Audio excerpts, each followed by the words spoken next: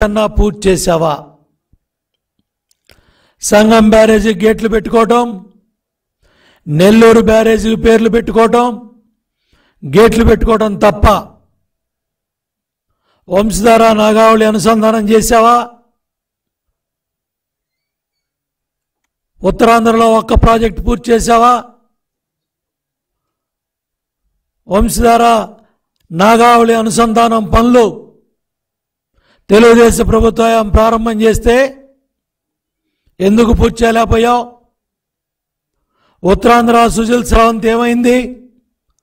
పోలవరం డ్యామ్ని గోదావరిలో ముంచేశావు కదా, డయాఫ్రమ్ వాల్ని గోదావరిలో ముంచేశావు కదా. 72% పూర్తయిన పోలవరం ఇవాళ ఎక్కడుంది జగన్ రెడ్డి? మాట్లాడే దమ్ము ధైర్యం నీకుందా? పోలవరం ద్రోహి కదా?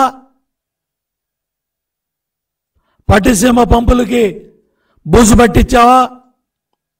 4 ఏళ్లు పంపులు కట్టేశావా? పురుషోత్తపట్నాన్ని గాలికి వదిలేసావా? దేవుడి స్క్రిప్ట్ జగన్. ఈ సంవత్సరం 2023వ సంవత్సరంలో దేవుడి స్క్రిప్ట్లో భాగంగా పట్టిసీమ పంపులు ఆడించాల్సిన పరిస్థితి వచ్చింది. దగ్గర 110 టీఎంసీలు వచ్చాయి. కానీ నీ మూర్ఖత్వం వల్ల, నీ అహంకారం వల్ల ఆ పంపులు పనిచేస్తే చంద్రబాబు నాయుడు గారి పేరు వస్తుంది, తెలుగుదేశం ప్రభుత్వానికి పేరు వస్తుందని 50 టీఎంసీలు కూడా నువ్వు నీళ్లు తేలా. అదే ఇంకో 60 టీఎంసీలు తెచ్చుంటే శ్రీశైలం డ్యాంలో, అంద్రినివాలో, కర్నూలు జిల్లా మొత్తం నీళ్ళు వెళ్ళాయి. అనంతపురం జిల్లాలో అంద్రినివా కింద అన్ని కాలువలకు నీళ్ళు వచ్చాయి, అన్ని చెరువులకు నీళ్ళు వచ్చాయి, అన్ని మైనర్లకు నీళ్ళు వచ్చాయి. ఒక్క పిల్ల కాలువ పూర్తి చేసావా? ఒక్క మైనర్ పూర్తి చేసావా? ఒక్క కొత్త కాలువ తవ్వావా? సిగ్గుందా అని అడుగుతున్నా. ఇరిగేషన్ మంత్రులు ఉన్నాడా?